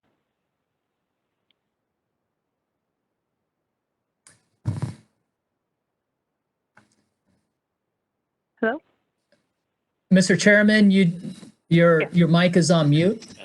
Do you have any concerns about keeping this sign lit all night long? Do you use the facility all night long? Is there a need for you to have it on after 10 p.m.? There will be deliveries being made throughout the evenings as well. It'll be a 24-hour facility. Okay, so you probably want it to remain, at least the one facing Geronimo, to remain on. Correct. Correct. Okay, and let me ask you this. In order for us to justify this, we have to make a finding that strict compliance with our sign code would result in a substantial hardship to you. Do you feel that you will incur a substantial hardship if the rear Amazon sign is kept to code and not the large sign? I'm talking about the one in the rear, the one that no one can see. There's nobody that can see that sign from Madero, from the properties on Madero. The only people that can see that sign are those that have driven into the facility and driven around to the back and already know that they are in the Amazon facility. So what is the hardship if we don't grant you a larger sign in the back? Well, that particular part of the property is the part of the property where the customers will be coming in for the pickup and returns area. And with it being such a large location and having customers come into that area, it would give them the kind of a direction of where they need to be going to make sure that they may not realize that the whole building is just Amazon. They may feel that it's other businesses as well. So that would be something why we are asking that we have that Amazon hub sign versus the Amazon delivery on the other side, because this is going to be that particular part of the entrance is going to be mainly for the customers and the associate entry on that side. And the other side will be mainly more for the delivery portion of the facility. And you agree with staff's assessment that because of the scale, the size, that these signs would look, that they're not proportional to the building if they're not? Correct. Okay, and? Correct, yes, because of the height of the building and the overall frontage of the building, that the signs would definitely be diluted and could very well be lost in the frontage of the building. Are these prefabricated signs and it's easier if you just bring the ones that are already that size? Well, they're made for each of the facilities, each of the locations. So depending on the size of the building, we've done different locations with different size signs, some much larger, some smaller. It just depends on the location and the size of the building. Thank you. But they're made specifically for the project. Thank you very much. Any commissioner questions? Thank you. Hang on. Sure. Tammy, any other questions of the applicant? Okay, hearing none. Ms. Hannes, do we have any requests to speak on this item from the public? No, there are no requests to speak. And no written comments? And no written comments. Okay. Well, this does not even require a public hearing, but I just wanted to let the public speak to this issue. And we sent out notices to the neighboring property owners, or did we not, Mr. Legura? The special sign permit does not require that we notify the property owners for this item. Okay. All right. Well, that closes we'll close the hearing. DRC, Vice Chairman Reich, when you met and discussed this, did you have any concerns that we haven't already covered tonight?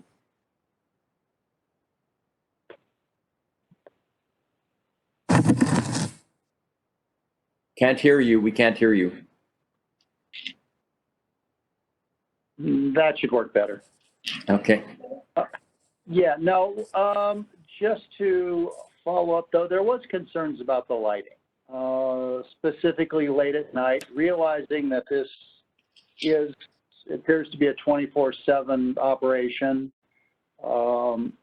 It does have a public usage as well, I don't think in the late hours, but I think we've addressed it in that if there is an illumination issue, then there's some area that we can either turned off, or perhaps rediscuss this with something. Knowing that trucks are coming in late at night, there probably needs to be lighting at the street level, but perhaps be much smaller if the major lighting on the building becomes a problem.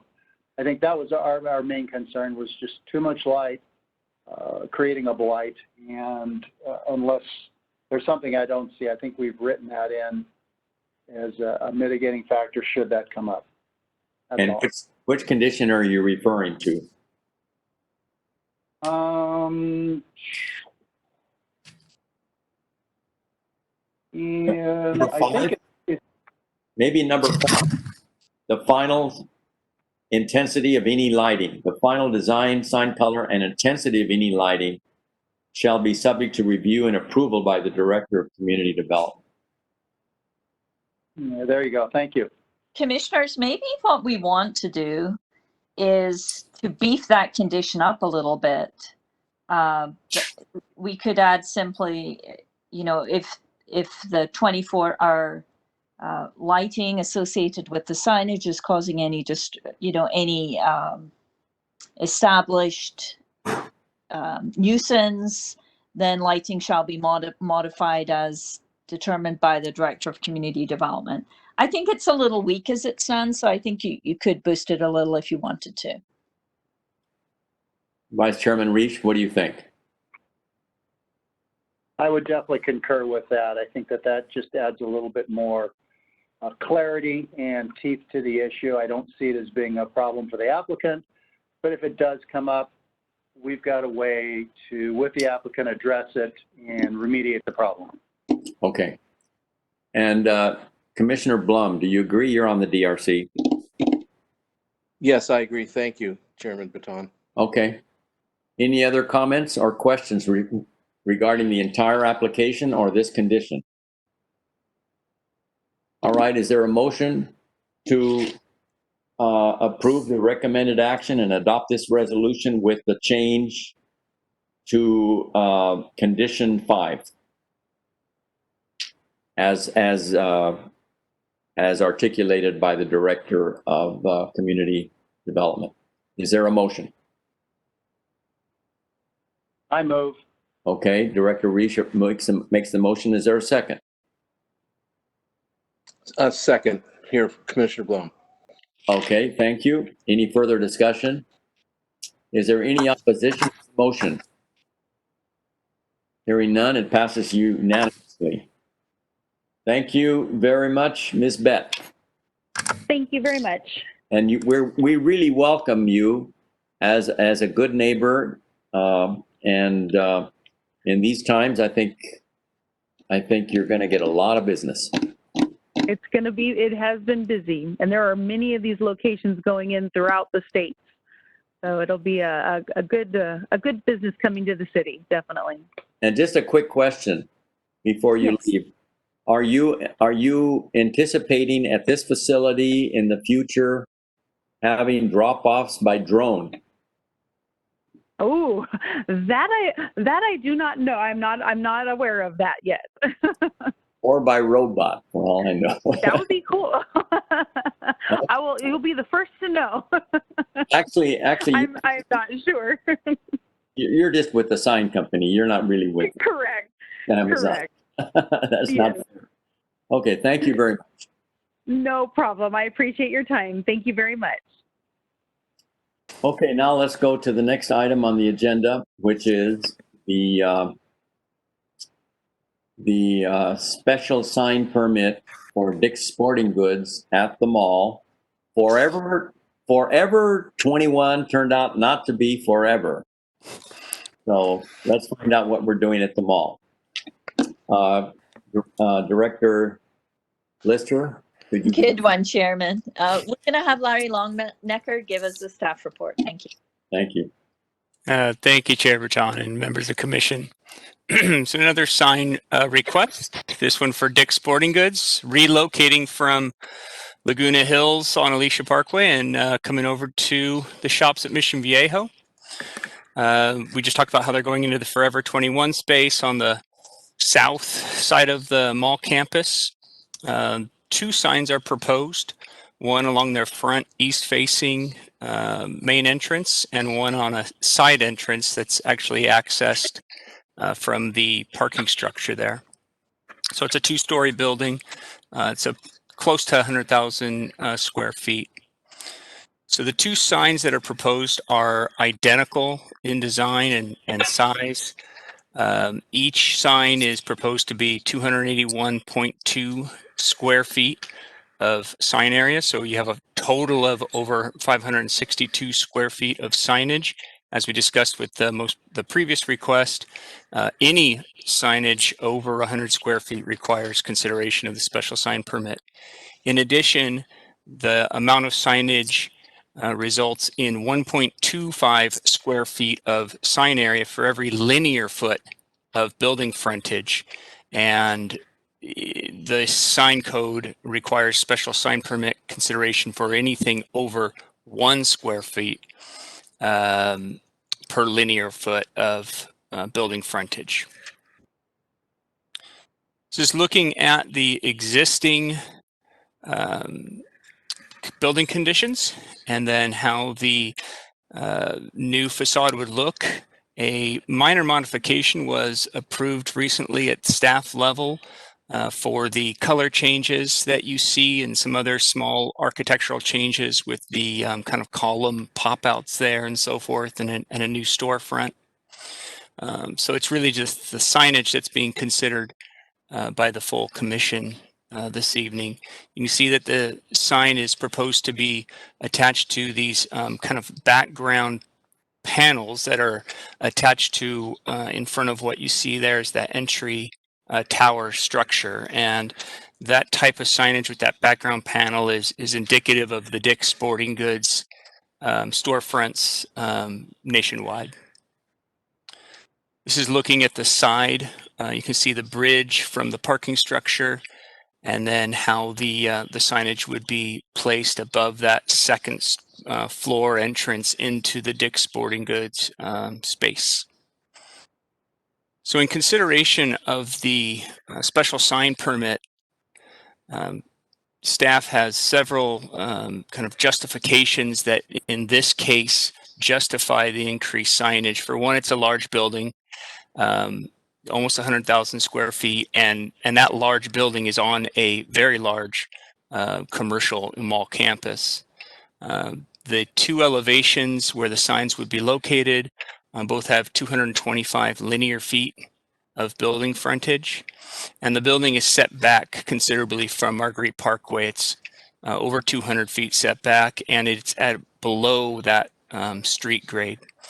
And then finally, the consideration, the whole mall campus in that area is located in what's called a commercial intensive overlay district. And so it just to, kind of note that that is the most intense commercial designation in the city. So these were kind of the considerations that staff used to justify recommending approval, which is what's before you this evening. And that concludes my presentation. Thank you.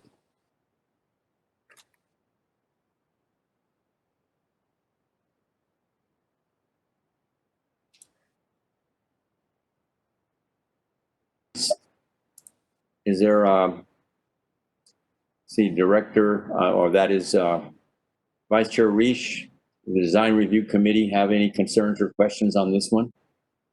Let's see, could you remove the video presentation now, Larry, so I can see everybody? Okay, thank you. Director Reish, any concerns or comments from the committee?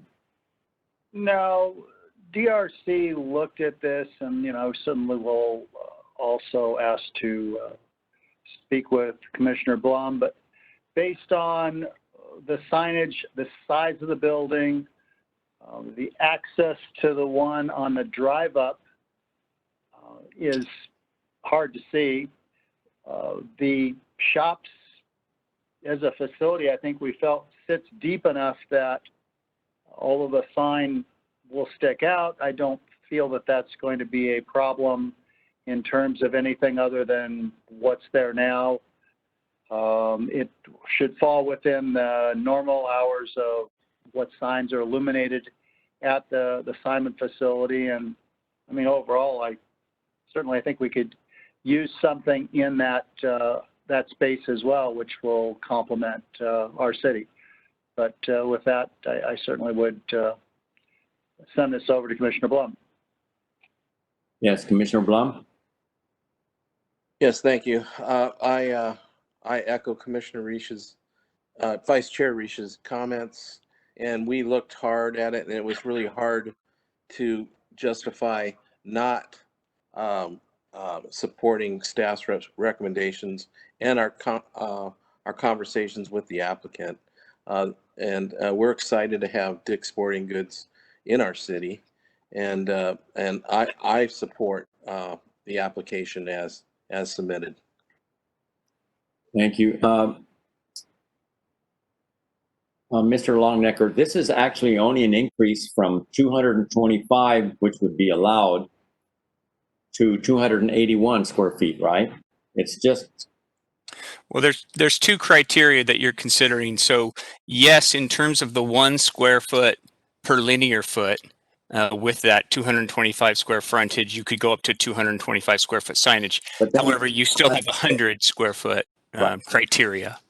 Right, which I think in this instance should not be applied.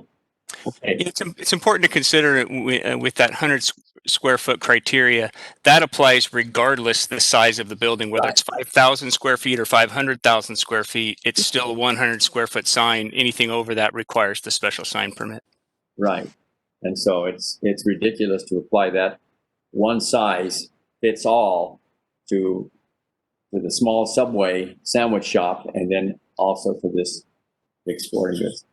Any other comments or questions by the commission of staff? Okay, hearing none, is there a motion to approve the recommended action on this? Well, wait, before I say that, do we have? I was gonna mention that Yeah. you really need to ask whether or not there's been any. Yeah, I was just going to ask. Okay, Angela, Hannah, do we have any written comments? No written comments. And do we have any anyone who's called in on this? No calls. Okay, no calls. Okay, now, is there a motion to adopt the resolution approving this special sign permit? Commissioner Breton, if I could, before we take any action, could we possibly hear from the applicant, see if they have any additional comments? Sure. Hi, this is Patrick Fox with Fox Design Group. Go ahead. Do you have any other presentation you want to make or responses to any of our comments or questions? No, the only thing I will add is, we do have an energy management system that has controlled circuits, and so the signs will turn on and off, when the building's occupied or shortly after, and within mall hours. So we don't have any of the lighting concerns or all-night lighting. Is this Mr. Fox? Yes. Okay, thank you. Okay, well, that's good to know. Any other comments by you, Mr. Fox, regarding the application? Okay. No, I think Larry was great to work with, and he helped us out a lot, so thank you. And when it's going to take you a year to stock that store and get up and running? They're planning to be open by June of 2021, so next summer. All right. Too bad it can't be sooner. All right. I know, they're certainly trying. Then now, is there any commissioner who would like to move the recommended action in adopting this resolution? I'll make that motion for approval. Okay, Commissioner Nauer Hayes, is there a second? Come on, Dave. I can't hear you, but I can see you. Dave puts his thumb up. Yes, 100%. I want to second this. Thank you. Good for you. Good for you. I say this with glee and excitement. as the founder of the Mission Viejo Chamber of Commerce, I would think we would want to do that. You better believe it. You Okay. better believe it matters to me. Is there any opposition to the motion? Hearing none, it passes unanimously. And before we continue at all, I made a grievous error on the agenda item regarding Director Lister's dirt moving plan and mitigated negative declaration. I did not ask Administrative Assistant Hannes if we had received any written comments since, it was open for 30 days for comments to be received from public and from any agency. But I failed to ask if we have received any written comments on this matter between the closing of that period and tonight. Have we, Ms. Hannes? No, I don't have any comments. And were there any telephone calls? No calls. Okay, I just wanted to get that on the record, and if we could, and there were no calls during the hearing, correct? I mean, during the matter while it was being discussed, correct? Correct. Okay, good. All right, well, that concludes our agenda for the evening, except that we need to go ahead and think of something to do till midnight, right? So, Director Lister, would you like to give a director's report regarding anything?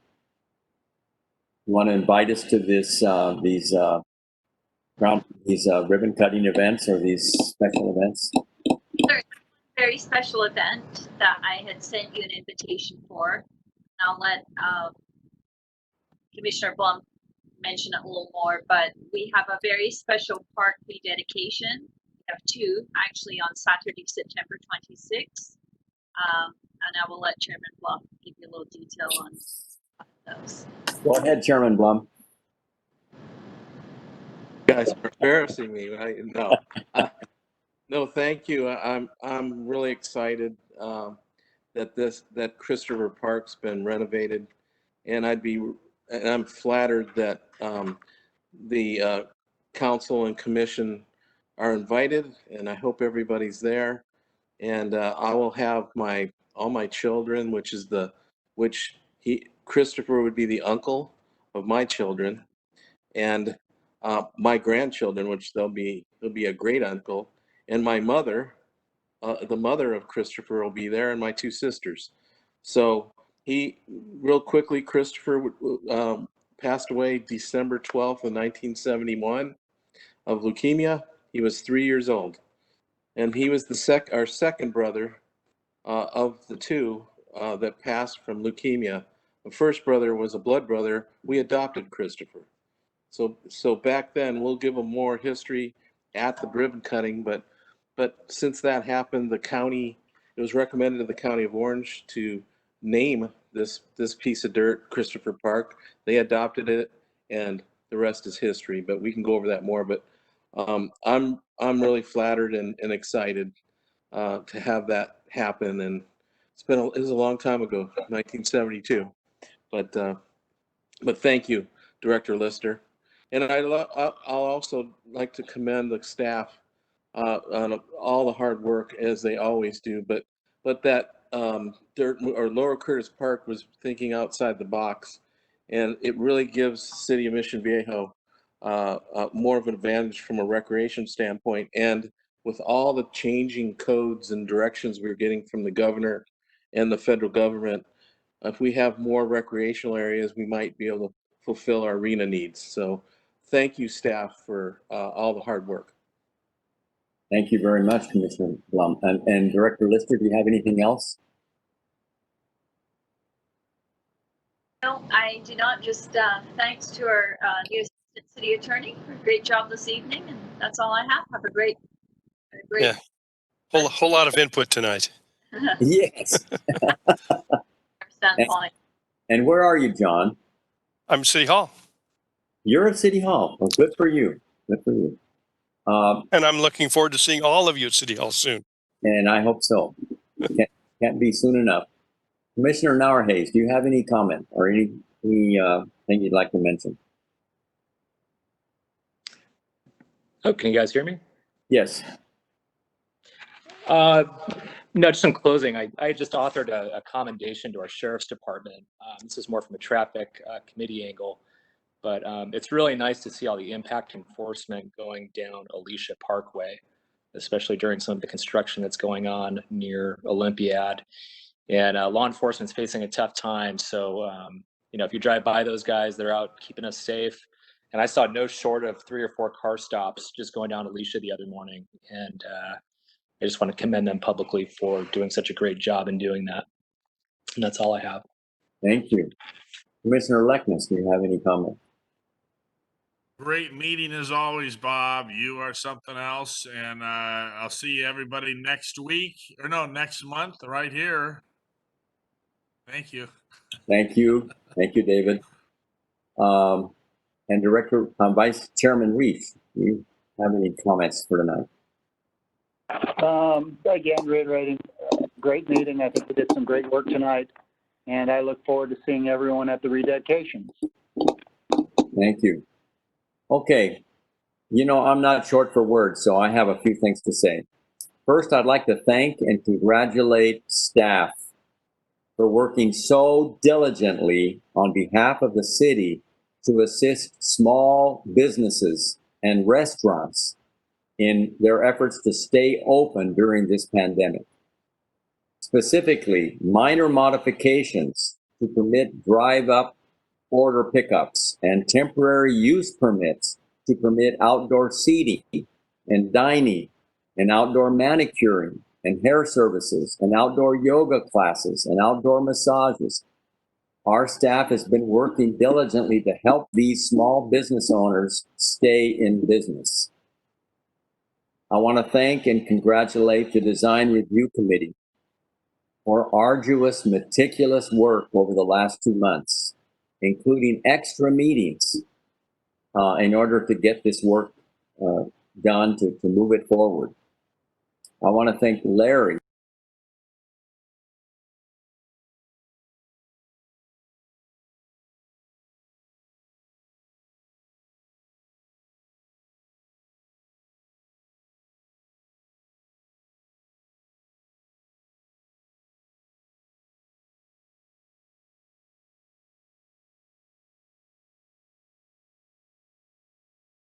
on the due diligence that we had done.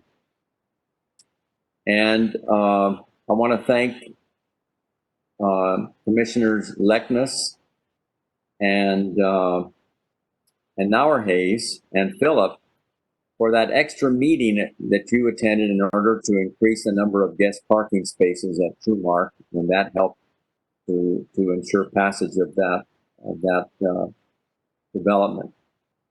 And I would like to thank Director Lister for her denial of the application by the owner and landlord of the former Michaels property to bifurcate that unit and put it in a grocery mall. That is an example of a director who's doing the right thing for the city and just saying, no, this one is not going to pass by me. I'm going to deny this one. It's not what the city needs right now there, and it's not the highest and best use.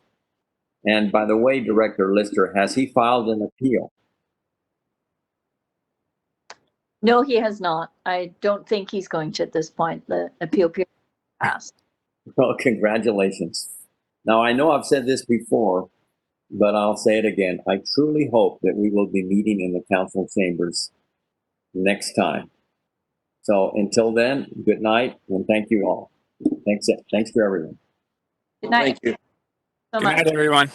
Bye-bye. Good night.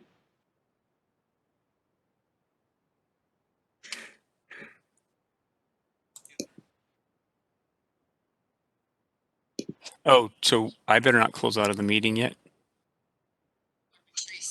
The recording. So I shouldn't close out. Can I close out of the meeting? Larry?